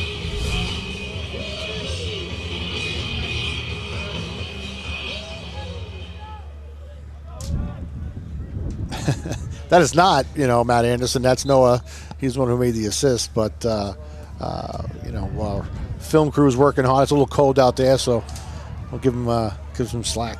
Oh. Declan Mitchell. It's off the bar. Gets a rebound. The second take came from Preston Kroll. 2 guys who don't have many tallies on the season. And if I'm not mistaken, again, tough to tell from our vantage point, sun is setting right to our face. Yeah. I think that shot from Mitchell got the bar and went directly down off the goal line. It did, and then it took a weird spin back out. Listen, those D-middies, they want to score goals too, when they smell the blood in the water. Oh, that's from behind. Big hit from behind came courtesy of Derek Takis. Quick restart for the Johnnies. They're on the doorstep. They score. And a tough first shot to be faced by Nick Squicciarelli. Yeah. Squicciarini, rather. Yeah. And the Red Storm get back on the board. First goal of the season for Bobby Seal. Yeah, good job on the Johnnies playing fast here, right? Going to play the full 60 minutes. You know, Seawolves got caught ball watching a little bit, and on the backside, one-on-one, that's tough. Yeah, it's tough for Nick to come in the game cold, no warm-up. You know, one-on-one is your first look. So Bobby Seal, who won a Nassau County title in 2021 in Garden City, is able to beat Nick Squicciarini, again, fresh into the game, the junior from Massapequa Park. 2:48 remaining. 17-8, Stony Brook's the lead. We told you the last time these teams met, just last season, 17-10, the Stony Brook final. Yeah, I mean, I don't think you want to give up any more goals. Either team, you know what I mean? You just want to play clean and finish the game well and keep everybody healthy. Mitchell comes up empty, swooped away at the last moment. Looked like Jackson Klein. Yeah, good scrap off the face there. There, the Johnnies back at it into the offensive zone. Had a cutter in the form of Jake Wright. Couldn't connect. And Stony Brook will look to bleed away at some of these final 2+ minutes. Yeah, it's kind of been their day a little bit, you know, snake bitten at times when they've had advantages. Stony Brook has won 22 out of the 29 faceoffs today. You do that most of the time, you're going to win lacrosse games. Stony Brook team that this season coming into the game operating at an even 50%. They'd like to see that tick up. We told you the Red Storm, fewer than 25% of their face-off wins have been successful entering the game. Stony Brook's got another. Yeah. It is Richie DiChiaro. Yeah. And his first as a Seawolf has given him a 10-goal lead. Yeah, and that's going to wipe out. There was a flag down on St. John's on the offsides, though. Richie kind of just gets upfield here, you know, takes a no-look shot at the goal, and it ends up going in.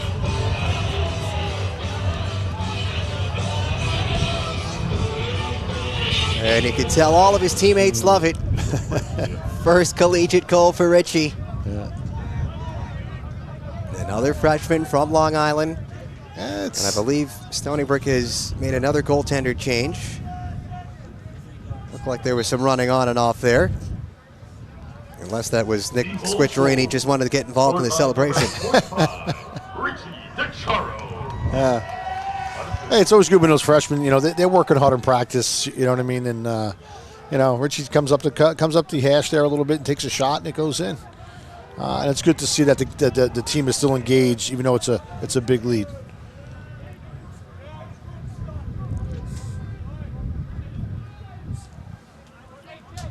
So DiChiaro becomes the 10th different Seawolf to find the score sheet today, in the goal department at least. Talking about the 3 hat tricks, including the 4-goal performance from Dylan Palinetti. Final 70 seconds here on Long Island's North Shore. And Stony Brook will have all 3 of their wins here at their home stadium. And Coach Galati and Coach Shanachuk, they've emptied the bench here a little bit. Got some new faces handling the ball, which is always good to see. Yeah, this is Jack Doherty right now near corner. Will Danowski, number 91. This is DiChiaro. Yeah, I think the officials are holding their whistle. You know, from my distance up here, and again, like you said, Johnny, with that sun,